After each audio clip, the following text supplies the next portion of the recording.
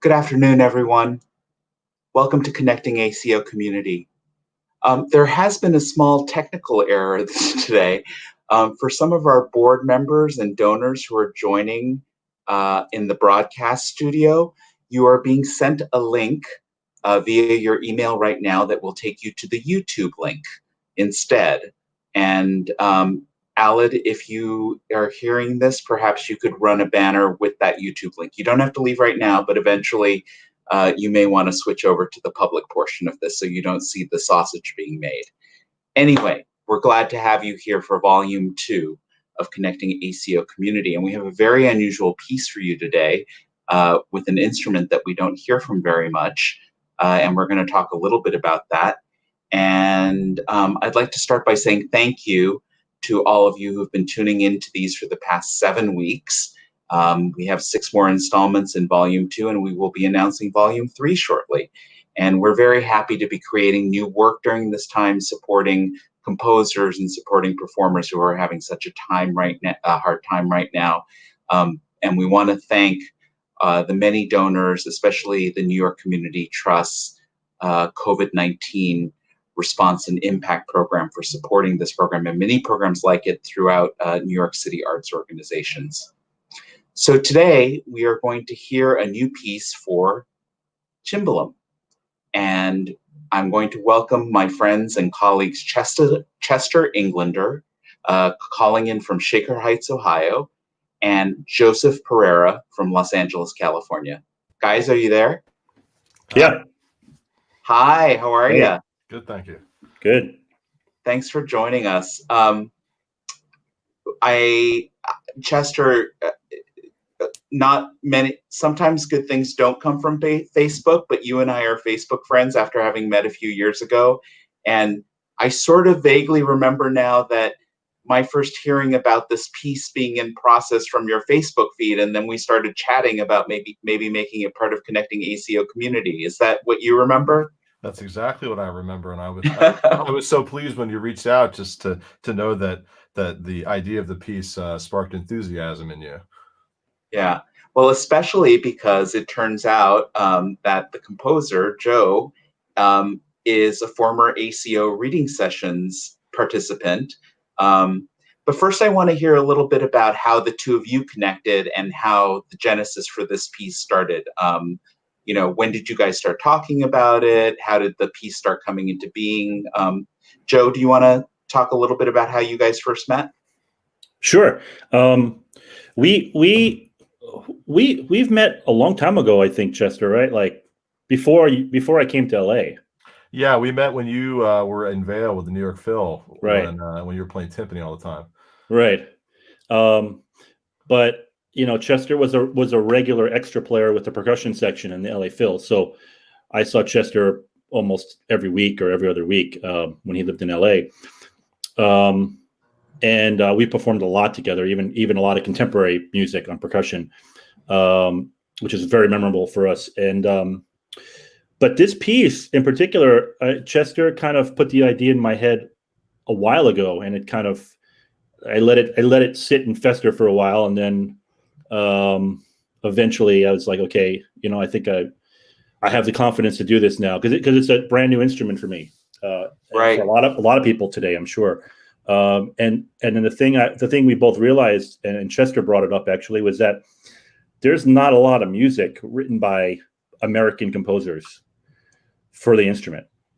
So that was pretty scary, but also exciting, I think.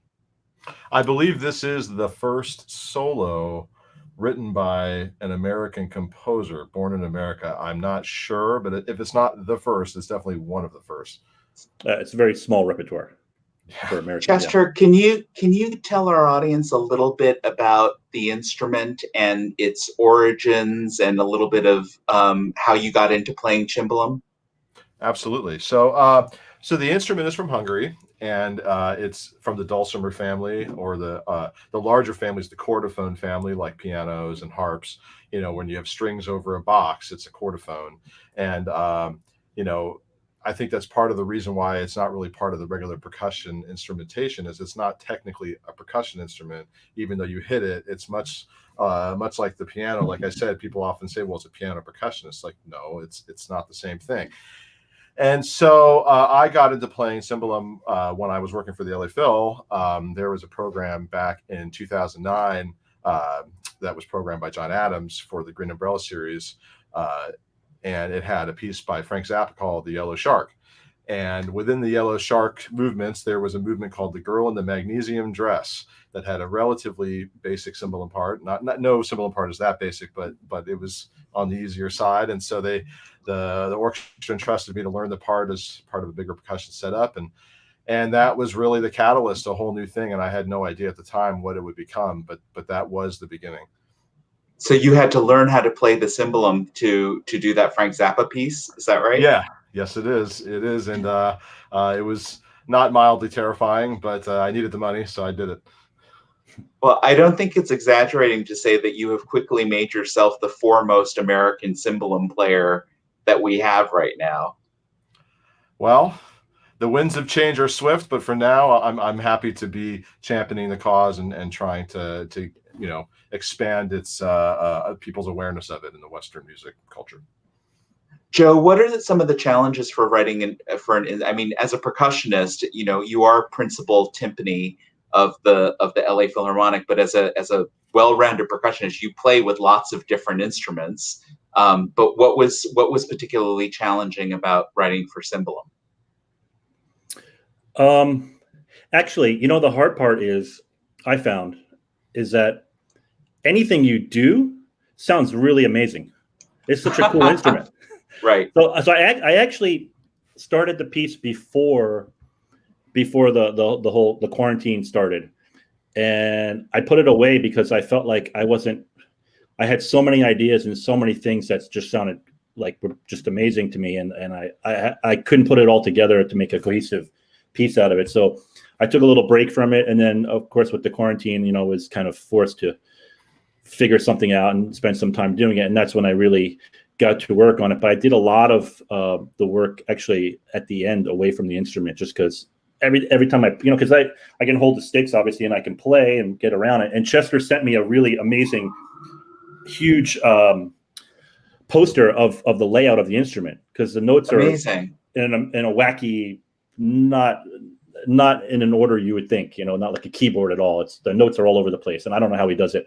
I mean, I actually played the cimbalom once when I was a student at Tanglewood on a Kurtog piece, and I was just assigned it because there was a lot of percussion parts, and all of us, the 5 fellows, we had to cover everything, and I was assigned the cimbalom part that on a Kurtog piece, and same experience. I had to learn it like there, but it was pretty simple, just like really slow chords, and I actually put little Post-it stickers on the nodes so I knew where to play. And sure enough, the first rehearsal, I'm kind of a little bit nervous. I'm ready to go, and then I see Kurtog and his wife walk in the auditorium, and I was like, "Oh, this is." Oh my gosh! So, but I wasn't brave enough to make a career out of it. I just went back to my comfortable percussion world. But yeah, I mean, it's a fascinating instrument, and I hope more people write for it. Chester, what are one or two of some of the iconic pieces that people might know that feature cimbalom?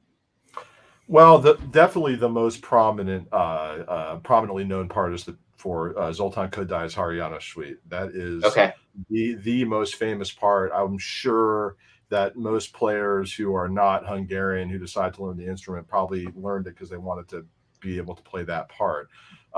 Besides Haryana Suite, it gets a little murky, because then you have to.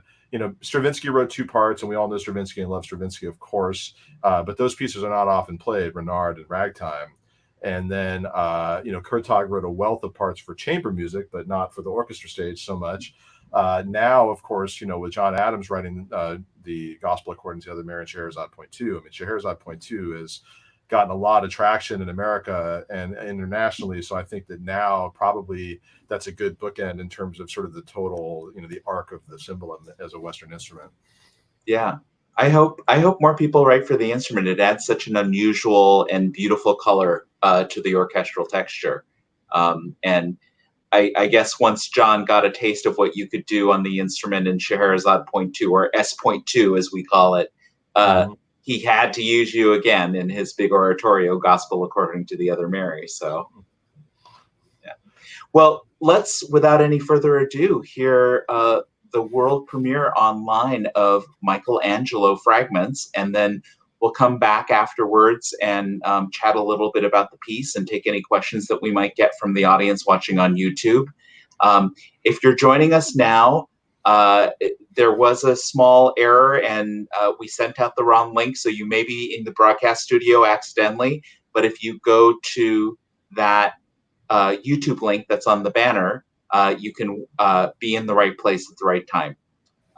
So Chester, take it away, the world premiere of Michelangelo Fragments.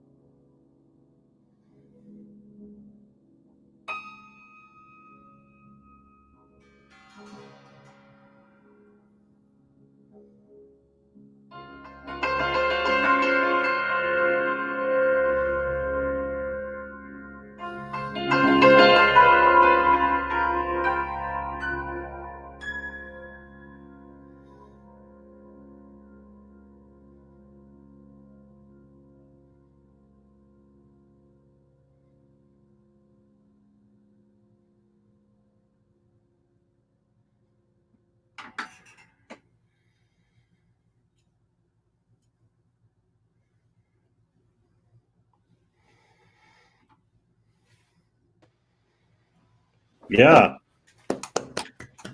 Oh, Bravo, Chester. Bravo. Thanks, man. beautiful. Thanks for writing it, Joe. Of course.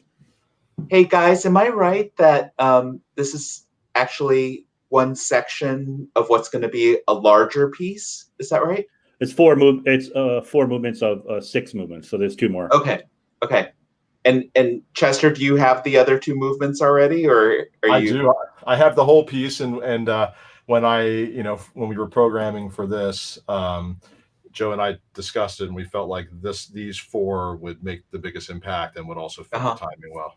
Awesome. Awesome. Well, we'll look forward to when we're all able to gather again safely. We want to try to produce a concert with all of these pieces that have been part of this project, and we'll invite you to come play all 6 movements then. I would love that. Great. We're getting tons of bravos in the chat box, but one really cool question is, Chester, what do the different sticks that you use, like what is the purpose of changing sticks in the middle of the piece? What does it allow you to do? Okay, so I have my sort of general hammer, which I use for most orchestra stuff, for most chamber music, which has kind of a medium, relatively articulate, but not too articulate or soft. And Joe wrote masterfully for these different timbres. I have a pair that are just metal rods. And so this Kurtag loves the metal rods. Like it's a very common usage in his instrument or in his music. So when you hear this, it's a much more ticky metallic, metal on metal versus what you heard before. And then of course we have in the third movement, or the first part of the third movement, I was using wood. So wood is ticky, but it's not quite as metallic. It doesn't have that industrial sound. So, it has that nice, it has a lot of drive, very clear, but it's not jarring. And very then cool. The last movement, I have a very soft, just to kind of get that continua murmur, so it's not too present. Nice. Nice. Well, percussionists in general like to play with a large palette of things to hit things with. Is that right? Oh, yeah. Yeah. When I was writing it, I had a huge bag of, I only had one pair of I don't know, Chester, were they medium mallets? I don't know what they are. They were like leather. They had leather on them. Yeah. I mean, the pairs that you had, you were definitely hamstrung, but fortunately Joe had a lot of awareness sort of from Kurtag and his composing studies that he knew there was a lot of stuff you could choose from. Yeah, and I had a big bag of percussion mallets next to my instrument. Actually, I had the instrument in my garage for a while. That's how I was able to actually conceive things a lot easier, I think, because I just was able to experiment a lot. Yeah, and Stravinsky did that as well. When he wrote his 2 parts, he also had his own instrument, and so it's no surprise that both those parts and this part, they lay very well because of that awareness of the layout. It makes a huge impact on how you compose, I'm sure. Yeah. Very cool. I think we have a lot. I'm looking at the comments section, and we've got some really cool monikers like "Beat My Drum," and I think the percussion nerds are out in force, and we're super glad that they're here. But one of your colleagues wants to know if you were playing in the click track in the first movement before you removed your headphones. No, I forgot to remove my headphones, which it's fine if you're being paid to wear headphones, but for this kind of thing, it's I'd rather not have them, but that's okay, Yeah. Live and learn. Yeah. Joe, I want you to promise that you will consider using a cimbalom in your next orchestral piece, because it's just, you've obviously put a lot of time into learning how the instrument works. So I think it'd be super cool if you added that to your next piece. Yeah, if Chester's available. I mean, he's the one and only. Yeah. Yeah, you're going to be like Yvonne Loriot in the On Martineau. You're going to be called everywhere. Yeah, Cynthia Millar. Yeah, exactly. Yeah. Joe, speaking of your orchestral work, some people may not have been tuned in when I mentioned that you were a participant in the ACO reading sessions in New York when you used to live in New York. Can you tell us a little bit about that experience and I think the story about the extra efforts that you had to make to get to those reading sessions is kind of funny. Yeah, I had a very narrow window to fly from Vienna on tour with the New York Philharmonic on a European tour. We had a free day. We had a free day, and the next day was free until a concert in the evening. So I had that time in Europe to leave.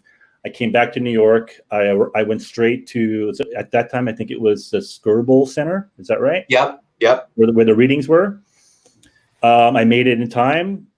Had the readings, had the little conference with the composers, and got feedback, and then went straight back to the airport and made it just in time for my concert in Vienna.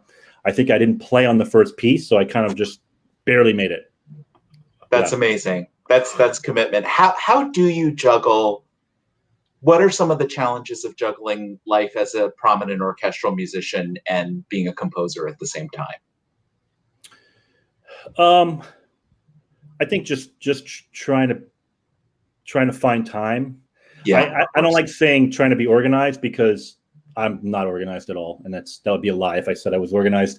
But just I always say that honestly, the things that I do, I try not to really separate it too much. I just think it's all kind of, for me, it's all kind of the same, or in a way they're all kind of irrigation for the other, like composing and teaching. Like maybe I'm teaching at USC, and I student does something that like is different, and it makes me think a little bit differently, and I think, okay, maybe I should try that. Maybe I should, or it makes me think of something else. Or if I'm in the orchestra, being a timpanist in an orchestra, I would say is kind of like being the catcher in baseball.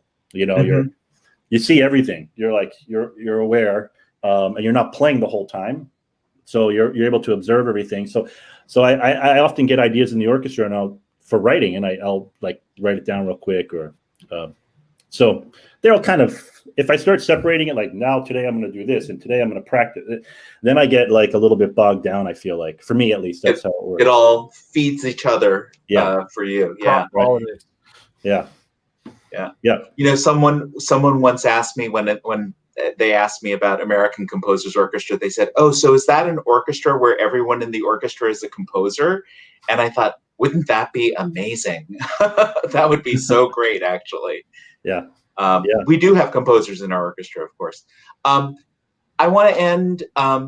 Before I give Chester the last word, our viewer Anne Schreffler notes that Stravinsky's cimbalom is kept at the Soccer Foundation in Basel. I want to go visit that someday.